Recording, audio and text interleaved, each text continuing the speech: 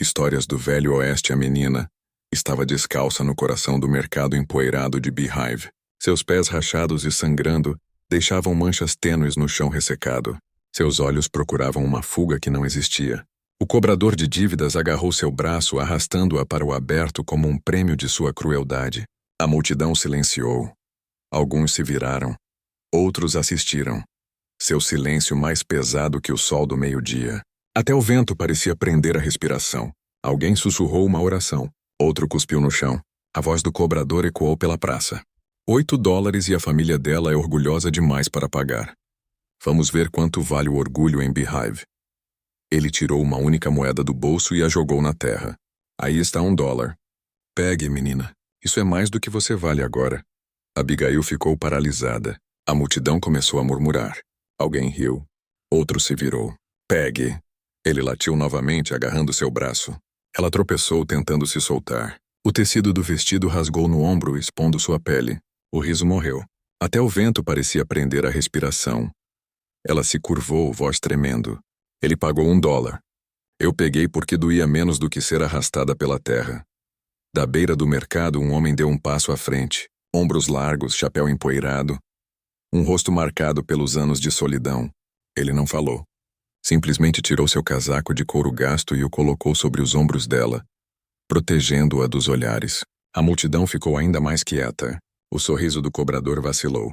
Ele afrouxou o aperto, recuando enquanto o homem, Elias Boone, um fazendeiro recluso conhecido nessas paragens, se aproximava sem dizer uma palavra. Elias tirou 2 moedas de prata do bolso e as jogou na terra. Pronto, disse, calmo, mas firme. Você teve seu espetáculo. Pegue e vá embora. Então ele se virou, tirou seu casaco de couro gasto e o envolveu sobre os ombros da menina. Você está indo embora, disse-lhe baixinho, agora. Por um momento ela pensou que ele era apenas mais um homem pagando para reclamá-la, mas quando ele olhou para ela, realmente olhou, ela percebeu que ele não estava comprando sua liberdade. Ele estava devolvendo-a. A multidão se abriu enquanto ele a conduzia para longe. Ninguém o deteve.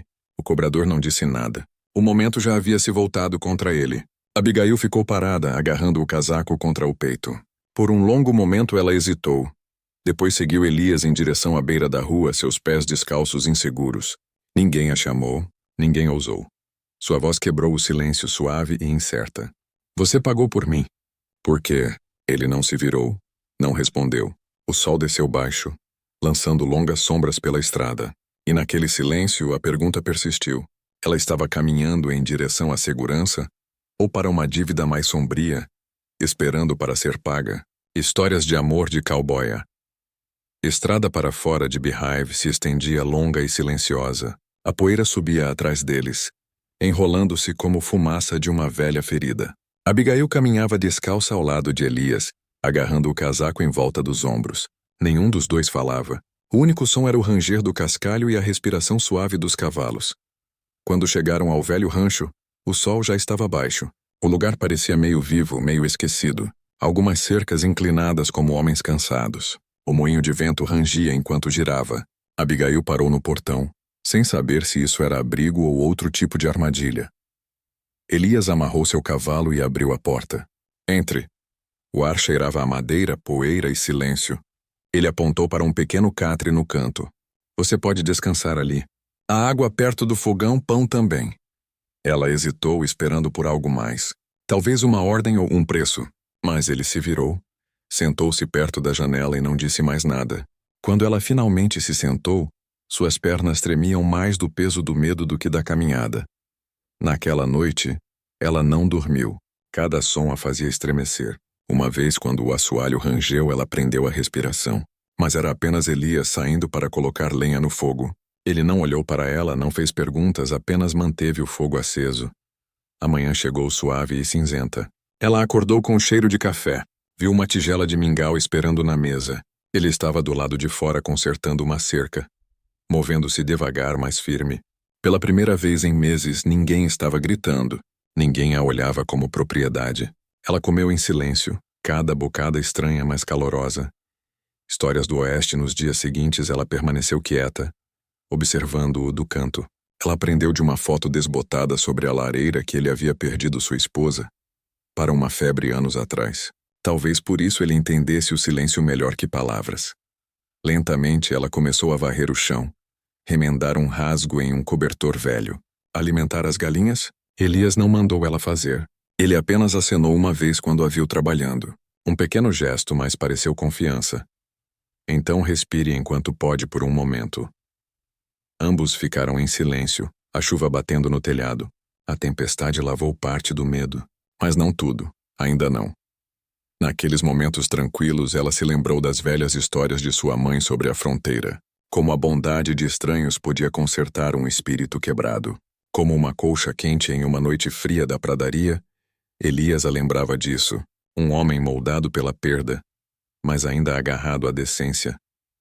Abigail olhou para ele, realmente olhou, e viu algo constante naqueles olhos cansados. Algo que não queria possuí-la, apenas entendê-la. Mas no fundo ela sabia que paz assim nunca durava muito em lugares como Beehive. Alguém sempre voltava para cobrar o que o mundo ainda devia. E esse alguém já estava a caminho. Podcast de histórias do Velho Oeste. A tempestade passou. Mas a paz não ficou muito tempo. 2 manhãs depois, o som de rodas de carroça ecoou pela estrada de terra. Elias olhou para cima do celeiro, protegendo os olhos do sol. Ele sabia que era problema pelo som.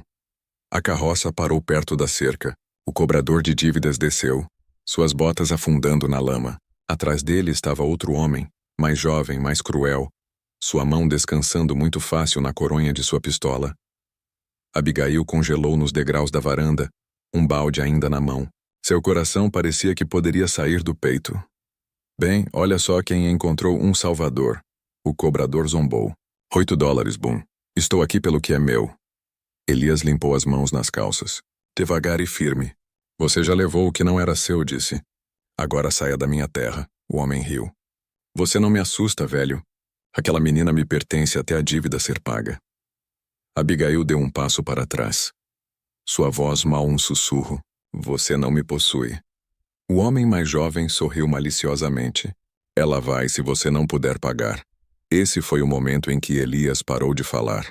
Ele entrou no celeiro, o som de suas botas ecoando contra a madeira. O ar engrossou. O cobrador mudou seu peso olhando para seu parceiro.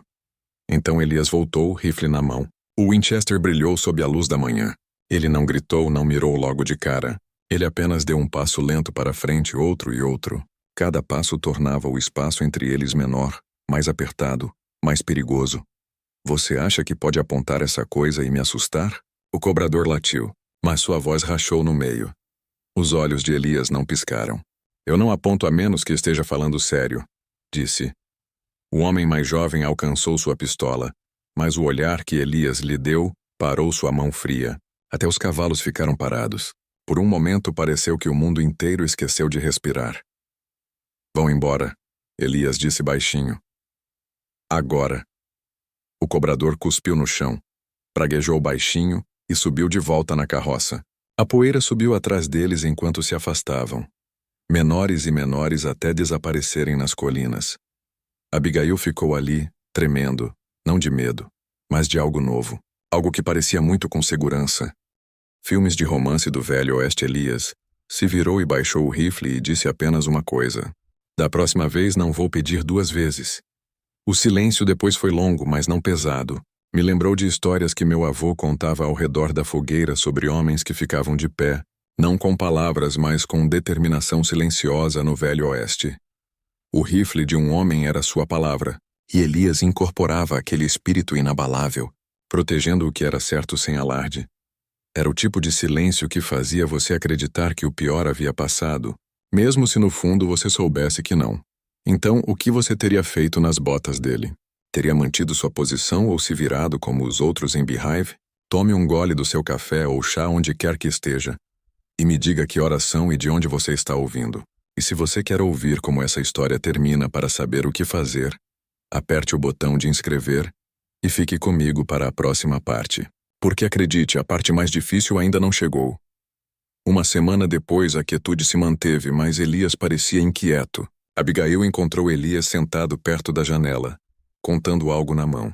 Era dinheiro velho e gasto. Talvez $8, se tanto. Cada moeda parecia ter sido guardada por anos. Você não precisa fazer isso, ela disse suavemente. Ele não levantou os olhos. Preciso, respondeu. Algumas dívidas precisam ser pagas mesmo que não sejam minhas. Ele se levantou, caminhou até o velho baú de madeira ao pé de sua cama e tirou uma pequena bolsa de pano.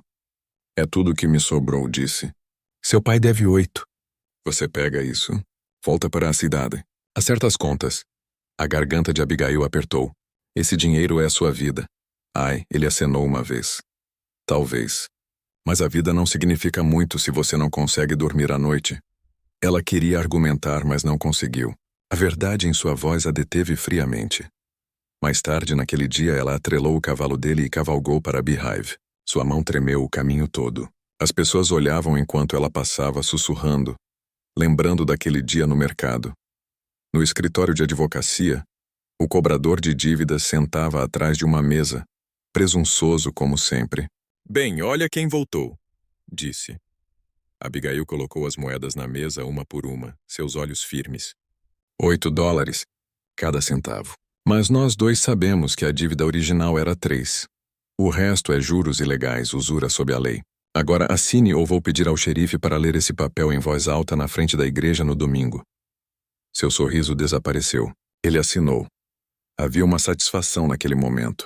O tipo que vem da justiça servida após longa dificuldade, como colher uma safra que você plantou através de tempestades. Para gente como nós que já viu sua parte de tempos difíceis, é um lembrete de que a perseverança compensa. E assim, o peso de um ano escorregou de seus ombros quando ela saiu. Um velho homem esperava perto do poste de amarração. Seu pai grisalho, magro, abalado. Ele havia ouvido os sussurros na cidade sobre seu retorno e voltou. Tarde demais, mas cheio de arrependimento. Eu pensei que estava te salvando ao fugir, disse. Ela balançou a cabeça. Você não me salvou, pai. Ele salvou, mas eu me salvei hoje. Ele acenou envergonhado demais para falar e caminhou pela rua empoeirada. Ela não o chamou. Pela primeira vez ela não precisou. Naquela noite ela voltou ao rancho. Elias ainda estava perto do fogo, botas fora bebericando seu café. Ela deixou cair a bolsa de pano vazia na mesa. Está feito, disse. Ele deu um pequeno aceno, olhos fixos nas chamas. Bom, então acabou. Por muito tempo nenhum dos dois falou. O fogo estalou. A noite respirou pela janela aberta, e a paz finalmente pareceu real. Mas quando o vento mudou, Elias olhou para o horizonte escuro. Ele podia sentir antes de ver. Algo estava vindo. Talvez o passado não tivesse terminado afinal. Os dias depois daquilo pareceram diferentes, mais leves. O rancho que antes ficava quieto agora soava vivo novamente. As galinhas cacarejavam, os cavalos se mexiam, e o som de risos, pequeno e raro, começou a encontrar seu caminho na poeira. Abigail se movia pela casa como se pertencesse ali. Ela consertava cercas, cozinhava quando podia e deixava café na varanda toda manhã antes de Elias começar suas tarefas. Ele nunca disse muito, apenas um aceno, um olhar, às vezes um cantarolar baixinho quando pensava que ninguém estava ouvindo. Uma noite, o vento estava suave e o sol afundou devagar atrás das colinas. Elias sentou perto do curral, consertando uma tira de sela que ela havia costurado errado. Ele não a repreendeu, não corrigiu duramente.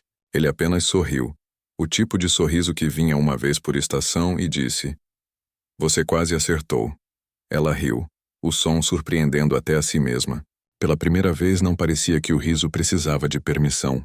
Era simples, livre. Mais tarde, quando as lanternas queimavam baixas, ela lhe entregou um lenço que havia costurado. 2 pequenas letras descansavam no canto. E Rebelio virou em suas mãos devagar e pensativo. Para que é isso? Perguntou. Ela olhou para ele, olhos firmes. Por me salvar, disse, então pausou. Não, por me ver. Ele não respondeu. Mas algo mudou no ar entre eles. Não uma faísca, mas um calor. Um tipo constante de paz que não precisava de palavras. Naquela noite o fogo crepitou enquanto as estrelas enchiam o céu. Abigail sentou quieta ao lado dele, ambos observando as chamas dançarem. Ela sussurrou quase para si mesma. Eles compraram meu corpo por $1. Mas você me deu algo que ninguém mais jamais poderia. Elias se virou, sua voz gentil. O que é isso? Ela sorriu. A chance de recomeçar. No brilho daquele fogo parecia como as simples alegrias da vida retornando. O calor da companhia após anos de solidão.